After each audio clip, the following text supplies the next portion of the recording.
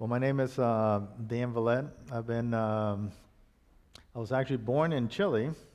My parents were missionaries there first, and this church actually used to support my parents when they were active in the field of Uruguay. So my growing up years were actually in the country of Uruguay. So, like I mentioned this morning, my Spanish is Uruguayan, it's not Chilean. So that played a part in us going back to Chile. They realized right away that I was not from Chile. They think I'm Uruguayan. Actually, they think I'm Argentine because the Argentine accent and the Uruguayan accent are very close to each other. So, but you don't want to confuse an Argentine with a Uruguayan. That's a big no-no. Yeah, big no-no. So I actually feel offended if somebody says I'm Argentine instead of Uruguayan. There's a big rivalry between Uruguay and Argentina, as you well know, or if you may not know, but the first World Cup was held in Uruguay, and Uruguay won the first World Cup, beating Argentina 4-2. Just to let you know. Just bringing that one up there again. Yeah, so, and actually Uruguay has 15 South American Cups, and Argentina has only got 14.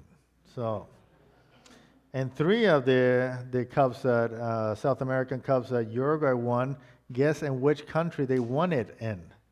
In Argentina. Yeah. So that's why they don't like each other too much, you know. So there's been a rivalry that way. But going back to my testimony here, I was actually saved at the age of 14 after Sunday school class. My mom was teaching. I realized that I was not on my way to heaven. I always relied on my parents since they would travel to come here to the States. And like I mentioned before, being here in this church, I used to run around this church, especially the basement was really cool to do hide and go seek. It was really, I had my brother Richie and my sister Becky that would run around, and Bobby couldn't do that because he has cerebral palsy. But it was this is one of the fun churches that we remember in my childhood years. But my parents would travel here, they would travel to Chile, and I know they're going to be traveling to heaven, so I figured, hey, I'm going to go with them. But it wasn't until the age of 14 that I realized that that was a personal decision that I had to make to accept Jesus Christ as my personal Savior. At the age of 16, I came to the States, lived in the Pennsylvania area, close to High Point. I'm not sure if everybody knows where that's at, High Point Camp, and close to Lancaster, Reading area. And went to high school there, ended up going to Northland Baptist Bible College in Dunbar, Wisconsin. That's where I met my wife. We were married and then went down to Uruguay, and that's where our children were born. Do we have the picture? That's thank you. That's our kids there. So they're all born in Uruguay. All of them speak Spanish and English, but Uruguayan Spanish, not Chilean Spanish, and not Argentine Spanish either, just Uruguayan.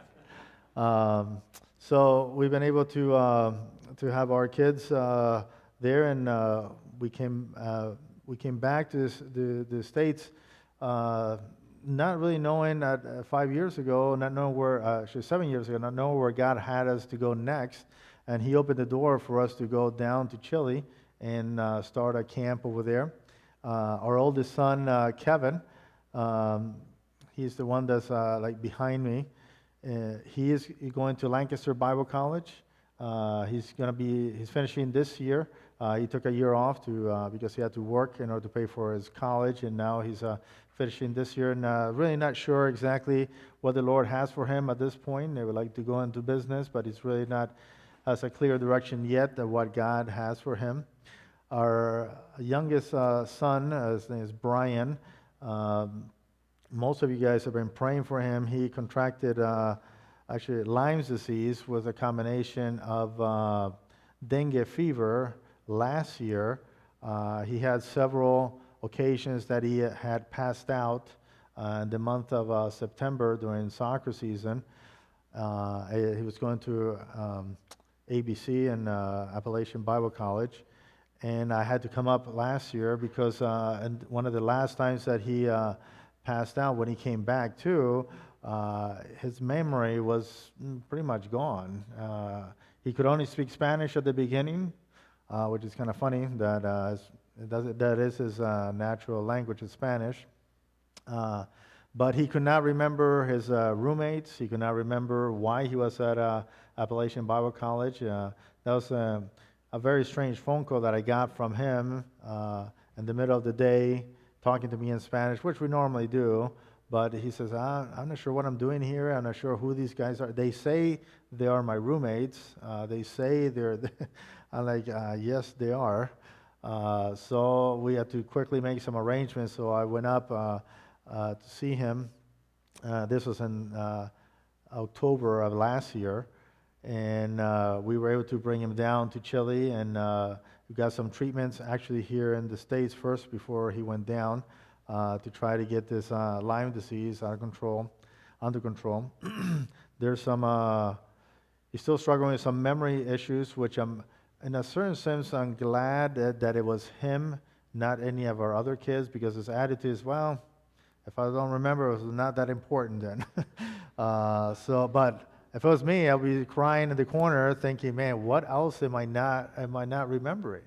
Certain things he does remember. Facial recognition is one of the things he does not remember. He did not remember some of our family members. He remembered my brother Richie, but he did not remember the cousins or his wife. He did not remember hardly anybody from Chile. We would show him pictures, and he just would not recognize these people. But it's interesting how the memory works.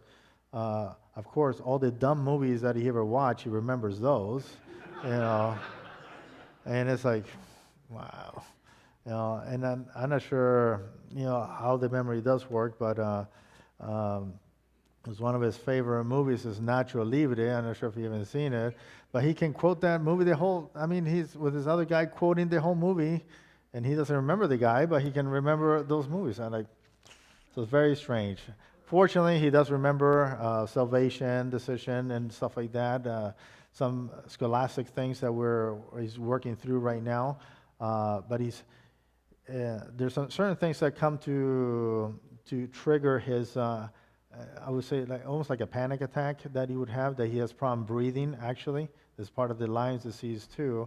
Apart from his memory, he has that type of situation when he comes into a place, if the ceiling is low, there's low air circulation, he gets kind of choked up, so he has to get outside and use his inhaler in order to get his breathing situation under control. We had an issue when he was in Chile.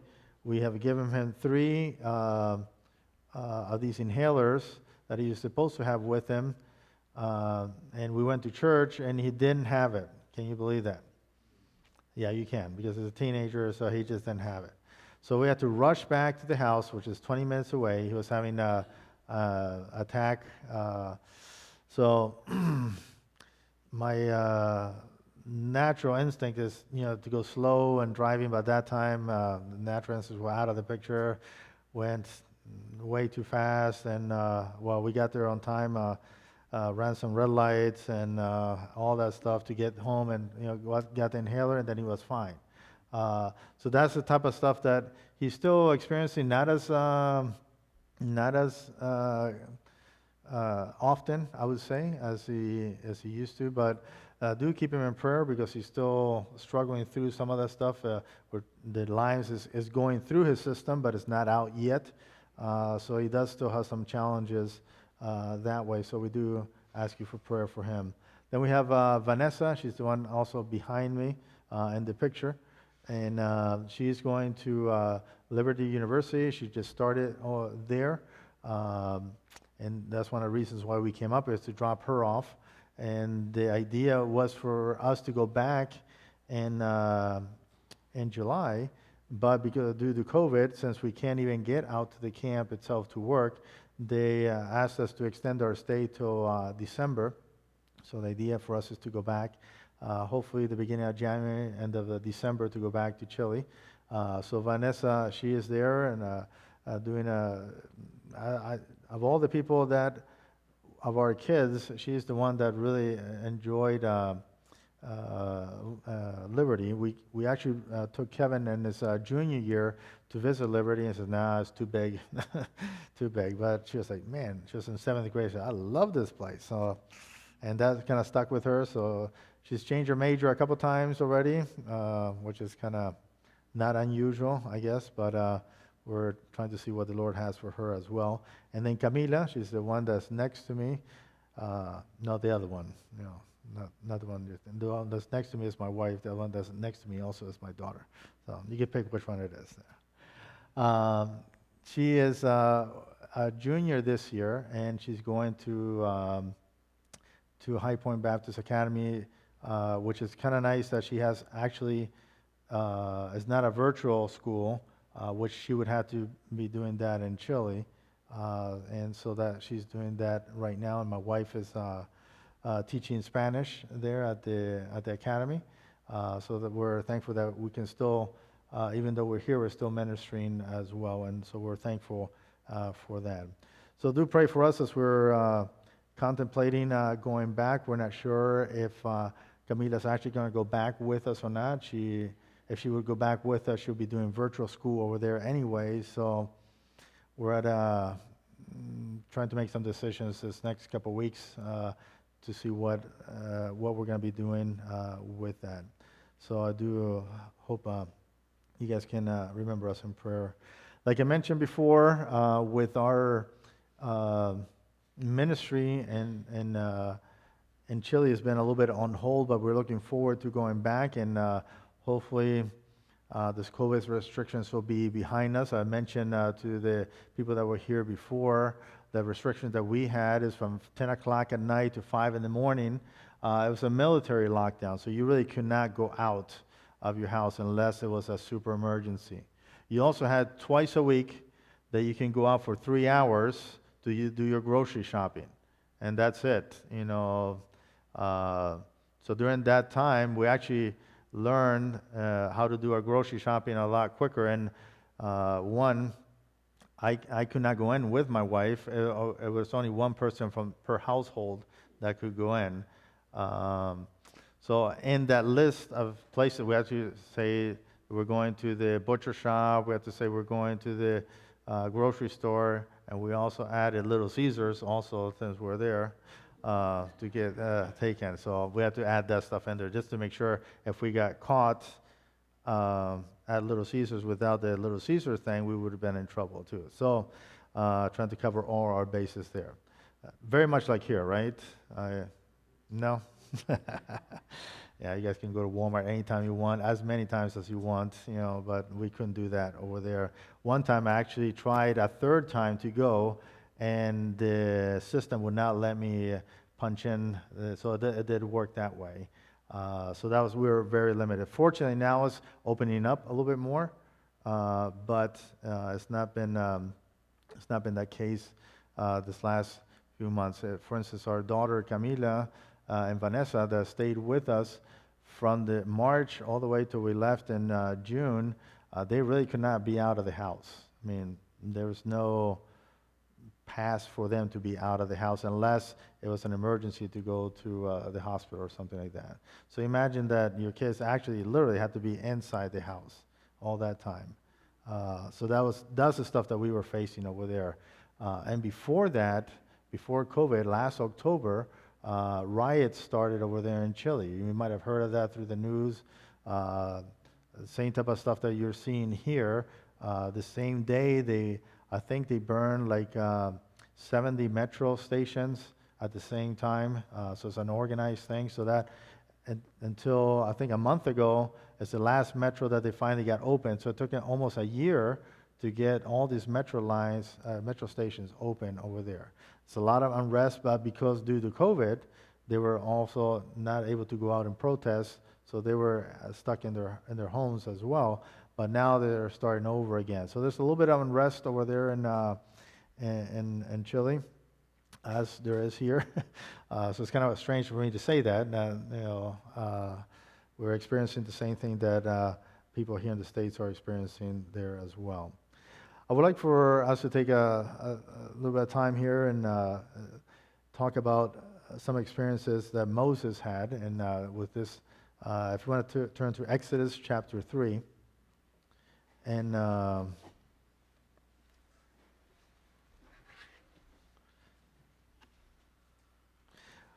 when God appeared to Moses at the burning bush, he had a very special job for him, if you remember. God had called Moses, remember, to lead the people of Israel out of captivity. But in Moses' response, we find here some excuses that he had. And Moses had some great excuses for God, and he wanted to offer these excuses to him, and we also going to see a little bit what the excuses were and what the responses of God was for those excuses.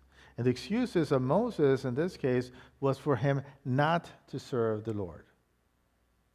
Not to serve the Lord. So of course, we're not masters of excuses, are we? Let's do a little test. Let's come up with excuses that other people could have had, or you guys could have had today, why not to come to church today. What excuses we can come up with for us, or other people, you heard other people come up, why not to come to church today? Will be COVID, right? Somebody said that? We're afraid of COVID. That's one. Yes. Sleep. Yeah. What other excuse? Why not to come to church today? Anybody? I can worship anywhere I want. Yes. What else? Lots of projects. Yes. What else? Too cold. It could be too hot. What else? Didn't get enough sleep last night. I didn't. I know that. That would have been my excuse this morning. What else? 3 more. Time. Yes. Too much time. Yes. Yeah. That's a good excuse. 1 more. Watch the news. It took us around 45 seconds to come up with almost 10 excuses. We could have done it a lot quicker if you guys weren't shy. But I know you're shy, so I probably don't want to talk too much at church and stuff like that. But we are masters of coming up with excuses. And here's some of the excuses that Moses came up with why not to serve the Lord. The first one we find in Exodus chapter 3 and verse 11. Here are the excuses, of course, of Moses. And it says here, But Moses said to God, who am I that I should go to Pharaoh and to bring the Israelites out of Egypt? So the first excuse is, who am I? I am not qualified. I am not qualified. Have you guys ever felt qualified to doing a job? A lot of times we don't feel qualified to do a job that somebody else is asking us to do. So here Moses was felt overwhelmed by the responsibility. He might have thought that because of his past failure, remember in jumping the gun and killing the Egyptian, if you remember that, that was his past failure. So he didn't want to go back to face Pharaoh and what he had done. Another could be because of his age, or the magnitude of the task, or because the rejection of the Hebrews themselves, or too much time had gone by. I mean, you could think of a whole bunch of things why he would feel that he was not qualified to do that job. So Moses was an unknown to Pharaoh. If you remember, there's been already 40 years that had gone by since he was over there in Egypt. A long time has already passed. And the excuses that Moses had here was that he did not feel qualified to do the job. Now, it's interesting that God does not use people that are consistently uplifting of themselves and their list of characteristics or achievements. If you remember David, for instance, he was a shepherd. And God used him. It took 40 years for Moses to be ready for this task. And what is God's response to Moses' first excuse? In Exodus chapter 3 and verse 12, it says, "And God said, I will be with you, and this will be a sight to you that it is that I have seen you. And you have been brought to the people of Egypt. You will worship God on this mountain." Now, did God address the excuse of Moses? He did not. He did not say it about, that who Moses was, but God's response was that he was going to be enough for him. That God was going to be with Moses, and he was going to be encouraging to him.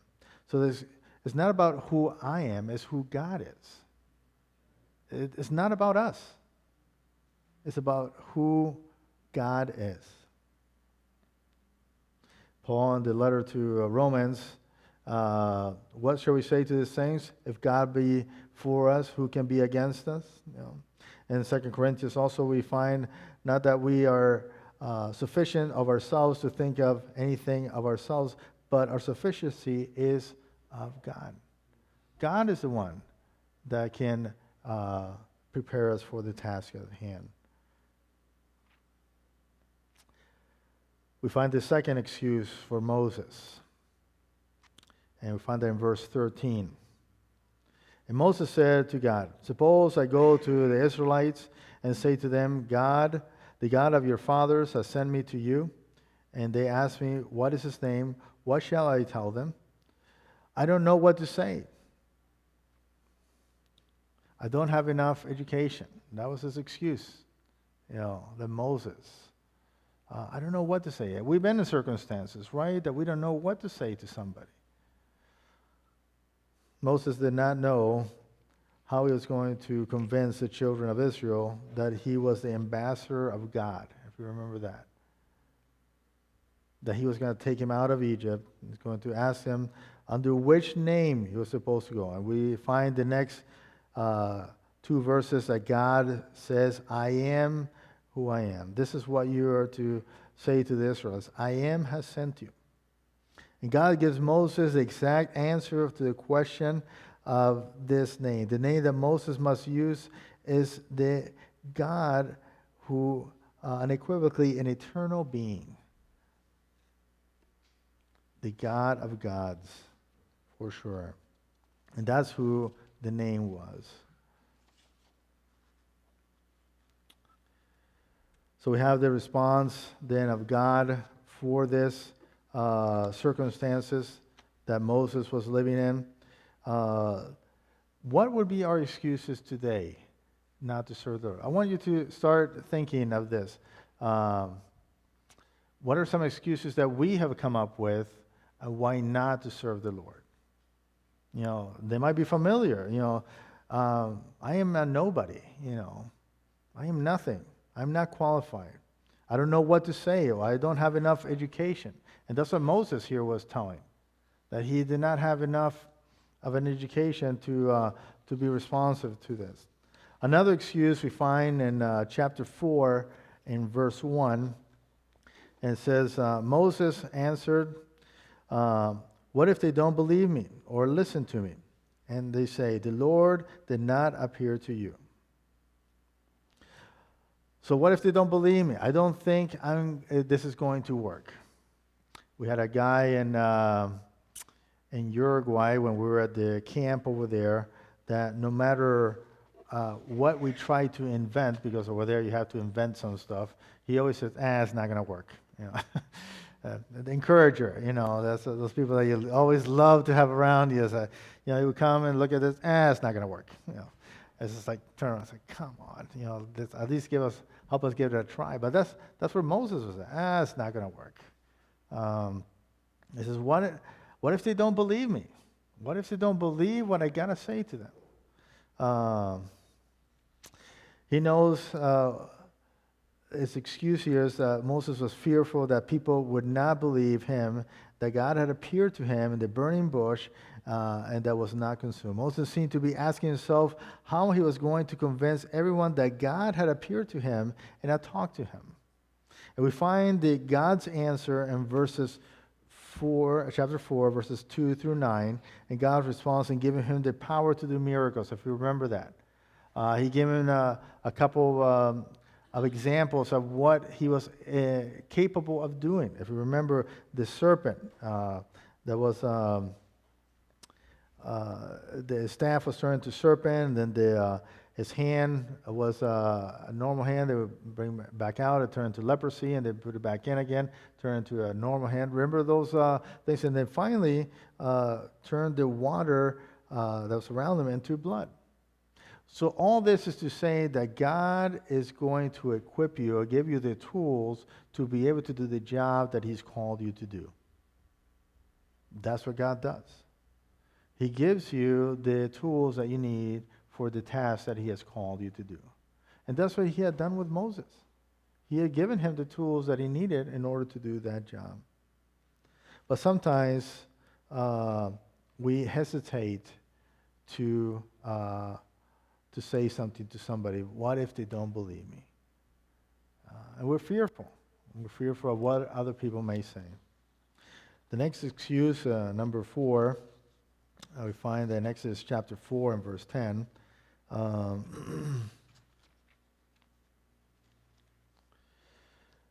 It said there, Moses said to the Lord, "Pardon your servant, Lord, I have never been eloquent, neither in the past nor since you have spoken to your servant. I'm slow to speak and of tongue." Slow speech and of tongue. So we find here, I'm slow to speak and slow of tongue is not my talent, is not my gift. That's what Moses is saying here. If you remember correctly, he did have a great education. You know, he was the Pharaoh's daughter's son.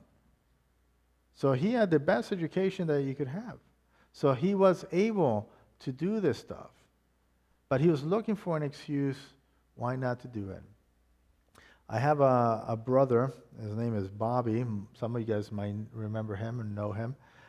He has cerebral palsy since his birth, which means that he's not able to his locomotions are not as refined as ours. He has problems walking and writing and all that stuff. When we were young, we didn't know that he was. We knew he was different, but we didn't know that he was handicapped. You know, that he was just Bobby. We would play soccer. He would always be the goalie because, you know, we needed somebody to stay in the goal. Neighbors would come and complain because we were being too rough on our brother. But hey, the guy's playing soccer, he's playing goalie. If he gets kicked in the head, you know, hey, that's part of the game, you know. And that's the way we treat our brother. You know, and that's the Vallette way of doing things. You know, just, you know, if you're in the game, you're going to play, and if you get hurt, well, hey, that's part of the problem. But he's the type of guy right now that if he would have an excuse not to serve the Lord, it would be him. Because he's got problems walking, he's got problems doing stuff that normal people do. Just to give you an idea what type of character that my brother is, he would actually fall on purpose so the girls could pick him up and help him up. And that's the type of guy that he was. You know, it's a little stinker. You know, he was just like laughing. You know, my sister would get so upset with him because he would actually fall when he was a teenager, fall right in front of with these girls. Oh, poor little Bobby, let's pick him up. He's like, hey. So my sister would be so mad at him, you know, for doing that stuff on purpose. So this guy today, he is a missionary in Uruguay.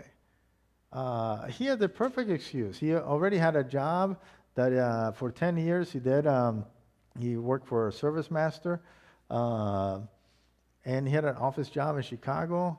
And I remember him always calling me, man, I thought I was going to get fired. I said, Bobby, you're not going to get fired. I said, why not? I said, Bobby, you know a second language. You know Spanish and English. I said, and plus, you look good for the company because you're handicapped. I said, but you're productive. Oh, okay. So people get fired all the time. He didn't never got fired, but he already had a job, and when he did not have a job, he collected for not being able to have a job. But he would have the perfect excuse not to serve the Lord, and yet God is using him today. And us that we're whole, sometimes we find excuses not to serve the Lord, just like Moses did. We find the response of God in chapter 4 and in verse 11, and of the excuses that Moses here is trying to come up with to be not to be part of serving the Lord. In verse 11 it says, thus the Lord said, that who gave human beings their mouths? Who makes them deaf or mute? Who gives them sight or makes them blind? It is not I, the Lord. Now go, and I will help you speak and teach you what to say.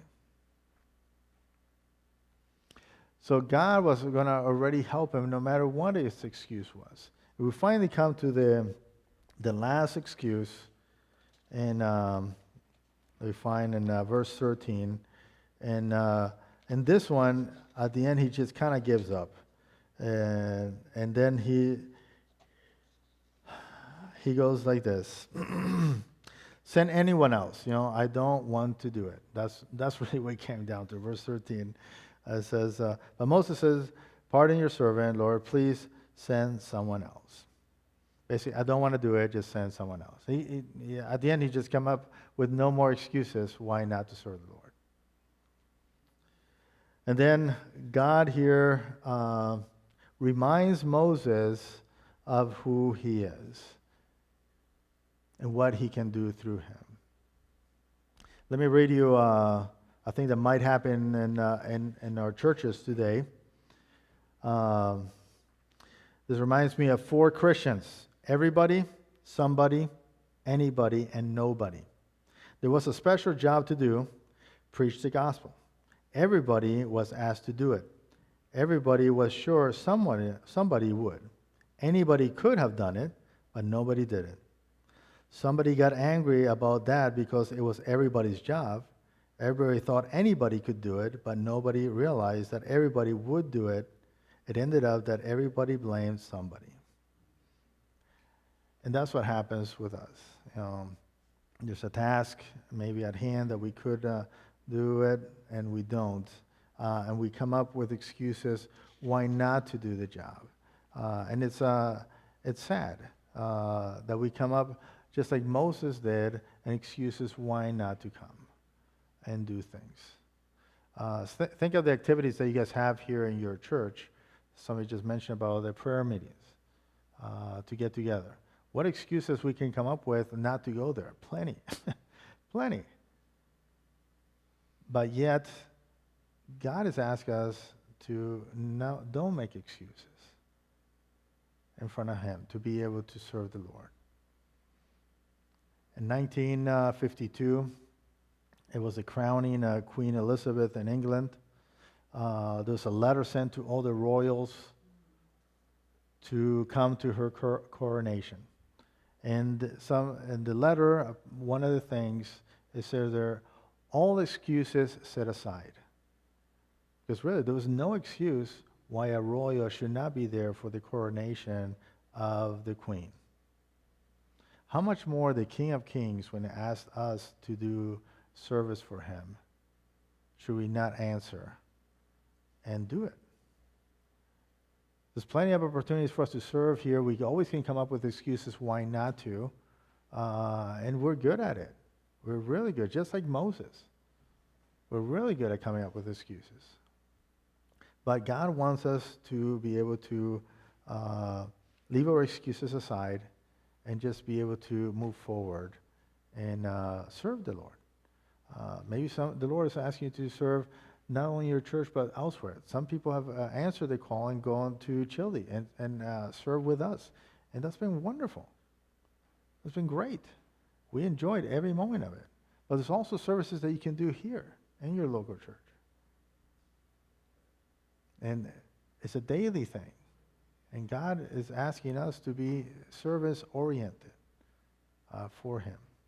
Well, let's have a word of prayer, and then ask the pastor to come up.